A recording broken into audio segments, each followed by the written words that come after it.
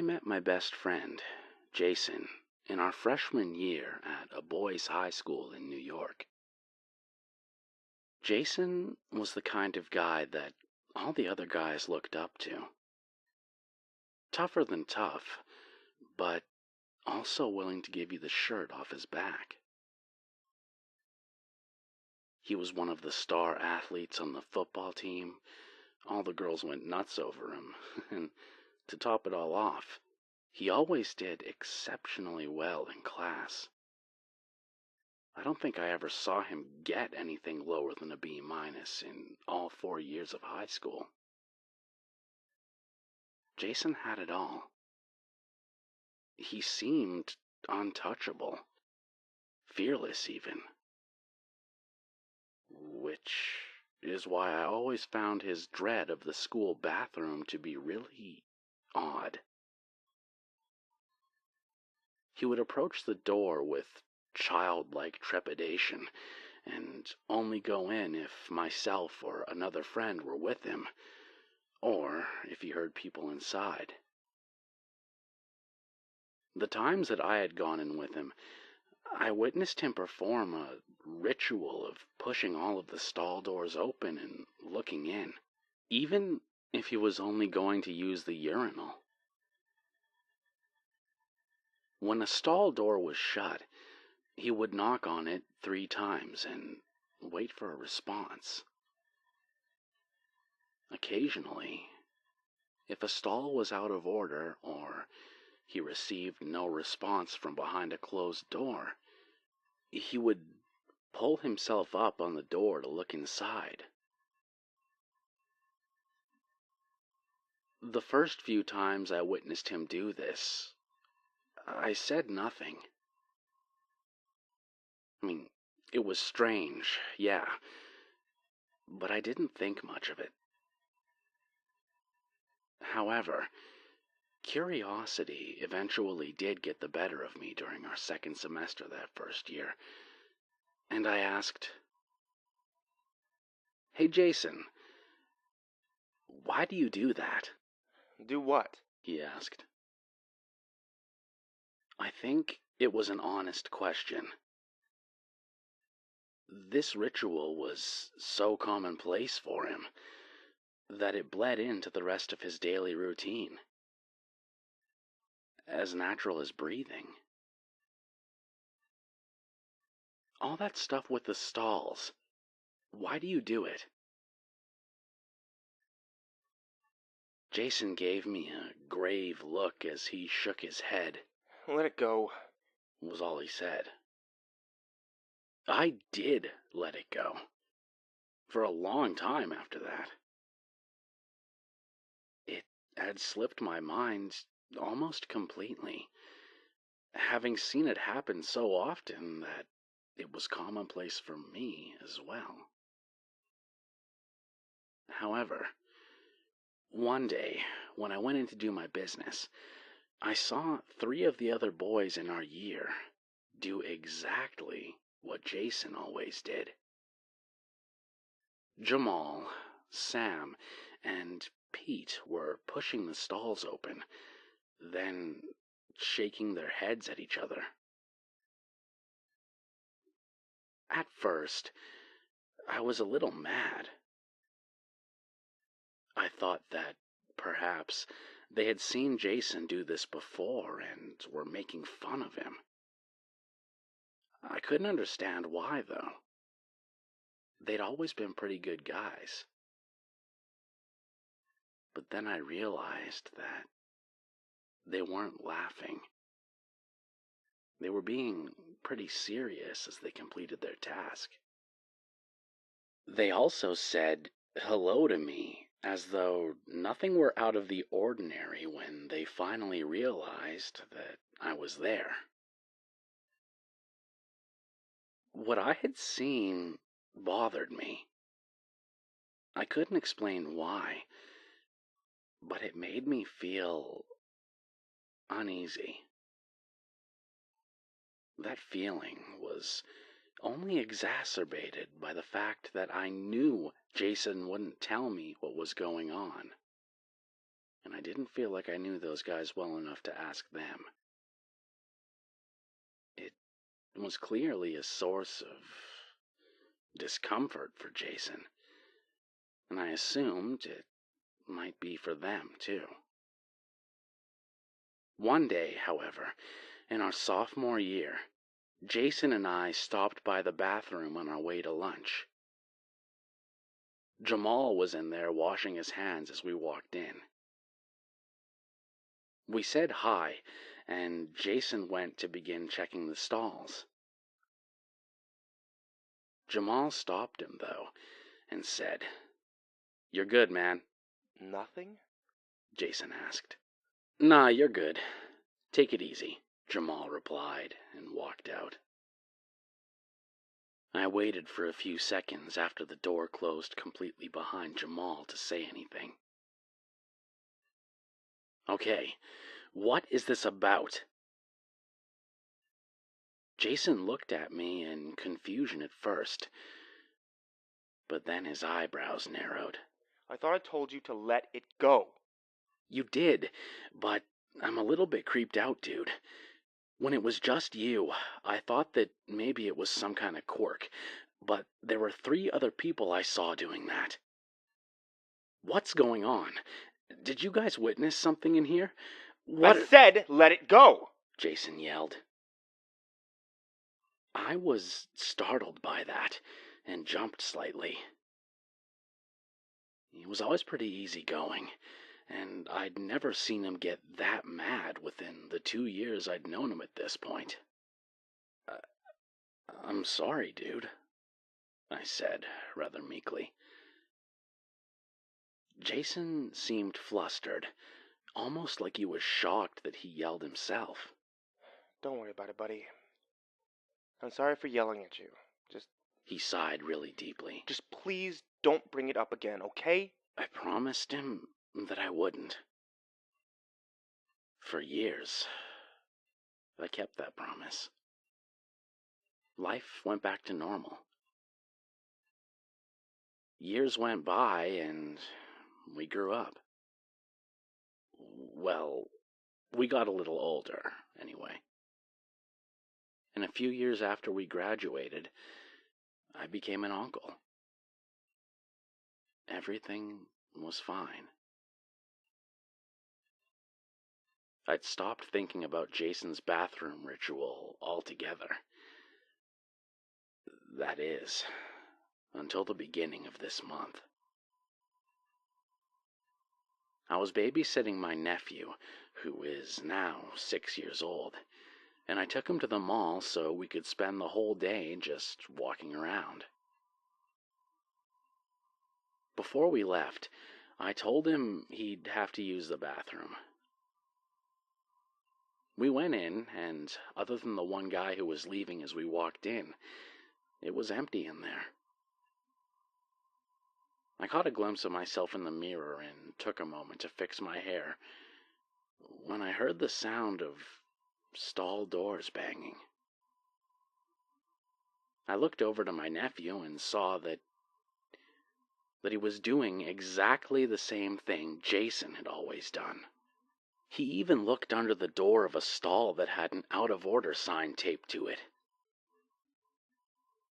Again, I couldn't tell you why, but it sent a chill up my spine. It felt like something was really wrong. I decided not to say anything at that moment, but I knew that I had to ask him. When we were in the car heading back to his house, that's exactly what I did. "Hey, Billy, I need to ask you something, okay? And I need you to tell me the truth." He nodded his head, and I continued. "Why do you open the bathroom stalls like that?" We pulled up to a red light, and I looked at him in the rearview mirror. Billy slouched in his seat a bit. He looked up at me with fearful eyes. Just as I was certain that he wasn't going to tell me anything, He said, "Mr. Sweetly." His voice was quiet and almost shaky, but I heard him just fine. "What about Mr. Sweetly? Who's that, buddy? How do you know him? Does he work at your school?" As soon as I asked that last question, I was struck with a realization that I was surprised had never dawned on me before. Jason, Jamal, Sam, and Pete all came from the same grade school. The very grade school that my nephew Billy currently attends. That had to be it. "Billy, did he hurt you? Who is he?" Billy just pursed his lips and shook his head. I decided not to press the issue with him any further, not wanting to cause him any more distress than he was clearly already in. When I dropped him off, however, I pulled my sister over to the side to speak with her. I asked her if there was someone who worked at Billy's school named Sweetly.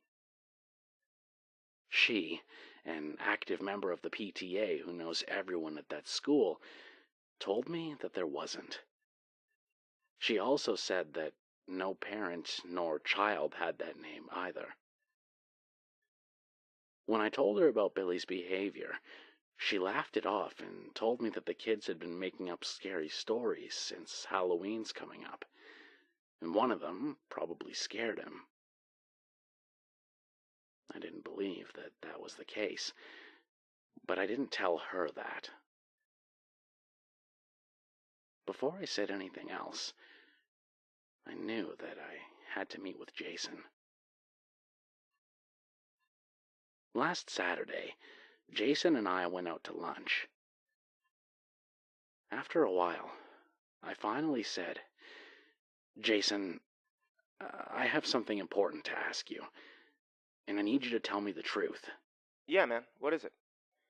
I breathed in deep. I was kind of afraid as to what his reaction would be. But I had to protect my nephew, even if that meant causing a scene or potentially losing my friend. "I'm sorry, but Billy is the most important thing in the world to me." And so I asked, "Who is Mr. Sweetly?" Jason didn't yell. He didn't even move initially. The blood drained from his face, and he slowly looked up at me. Where the fuck did you hear that name? "Just answer me, Jay. Who is he?" Jason told me the whole story. Finally. After all these years. And now, I almost wish that I didn't know.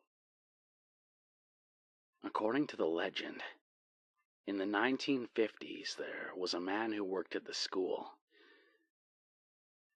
His name was Melvin Myrtle, and he was the school's janitor.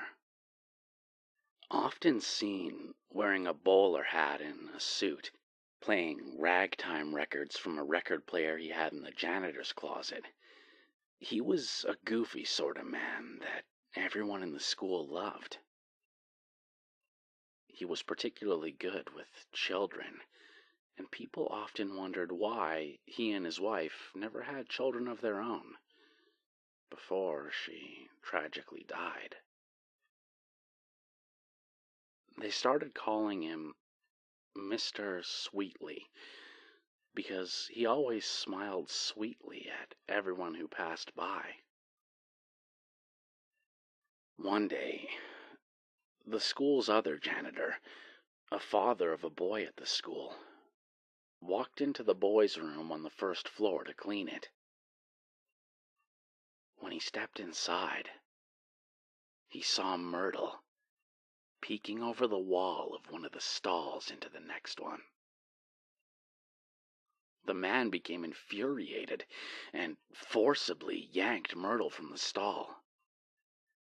A long process of asking the children painful questions began, and it was determined that he did, in fact, have a habit of peering at children in the bathroom.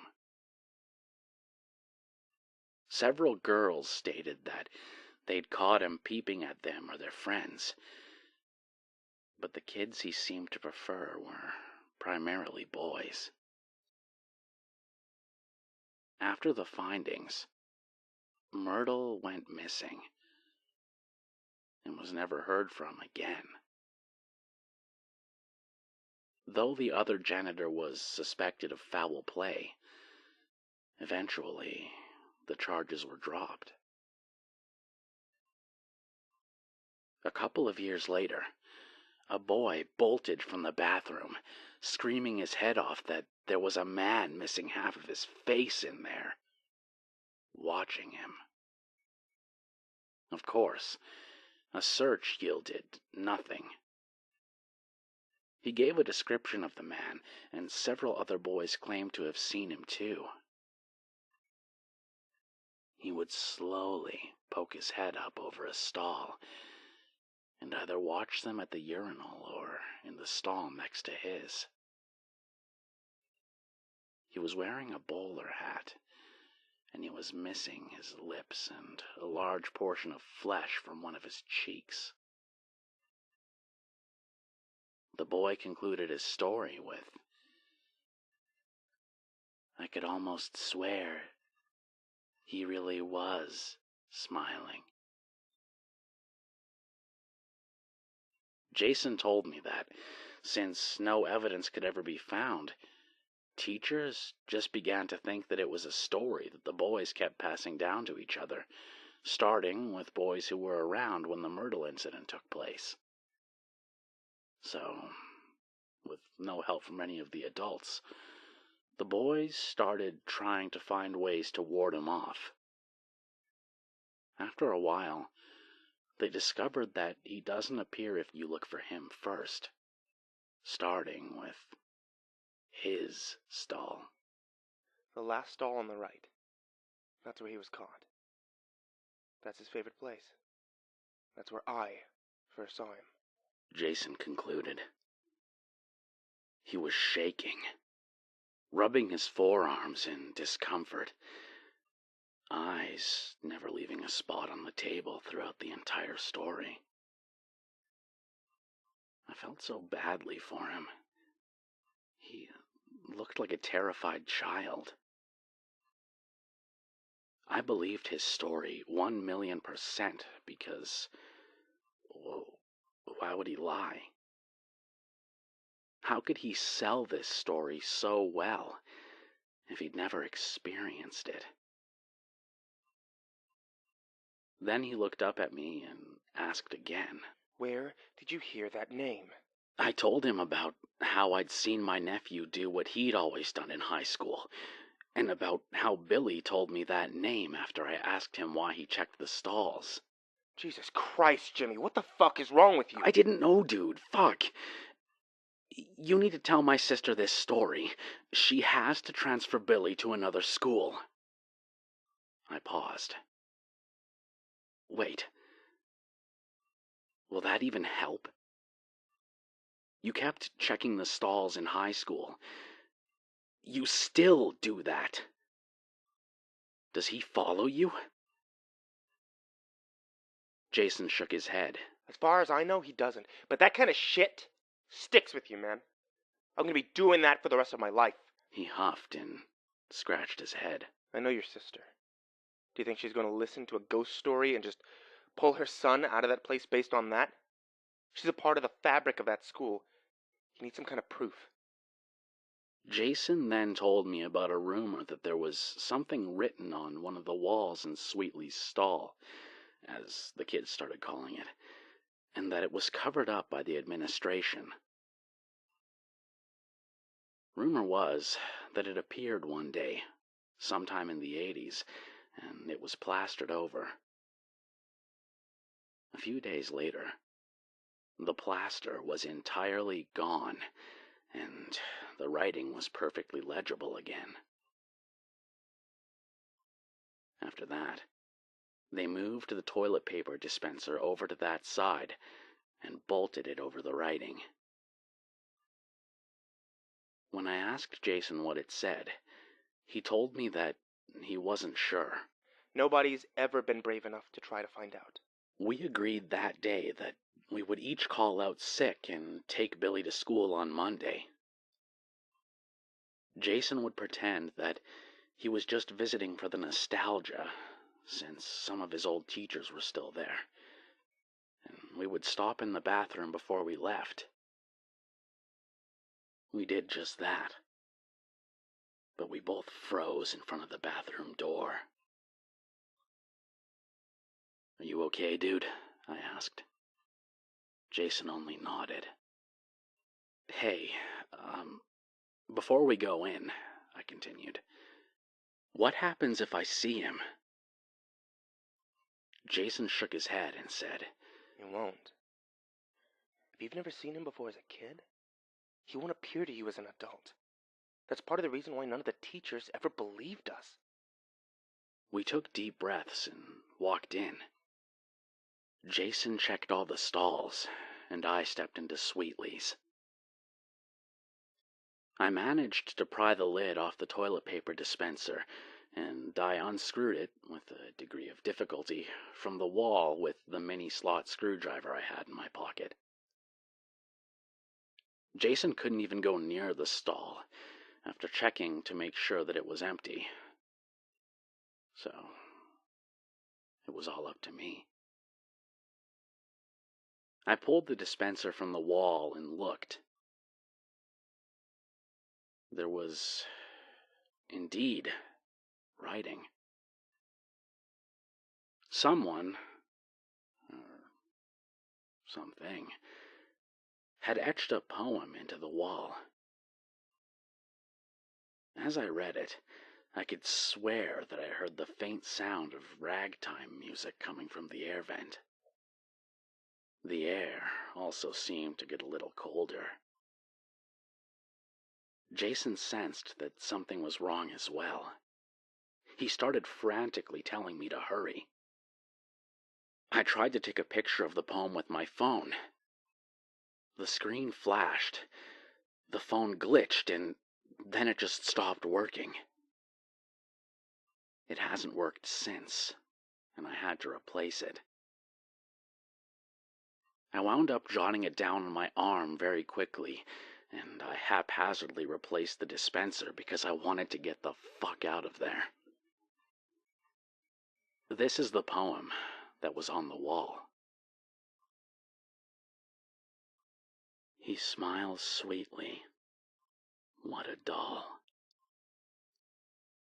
He watches you from his stall. Don't be rude. Don't call him creepy. Call him by the name of Mr. Sweetly. He loved the children of this school. Yes, to think otherwise, you'd be a fool. And though he did act most discreetly, they found him out, poor Mr. Sweetly. They called him Peeping Tom, though he insisted he did no wrong. But a parent sliced his face so neatly, giving him a toothy grin, oh Mr. Sweetly. So he lurks now forever in his stall and endeavors to rattle you to your core completely. He's watching you now, that Mr. Sweetly. Jason and I are planning to speak to my sister this weekend. We hope that, armed with the poem and my dead phone and Jason's experience, we can convince her to put Billy in another school. One more thing. I've been hearing the ragtime music in every public bathroom since reading that poem. If I'm alone in there, the air feels cold, and I can't shake the feeling that I'm being watched. Despite what Jason said, I think Mr. Sweetly followed me. I may not be able to see him,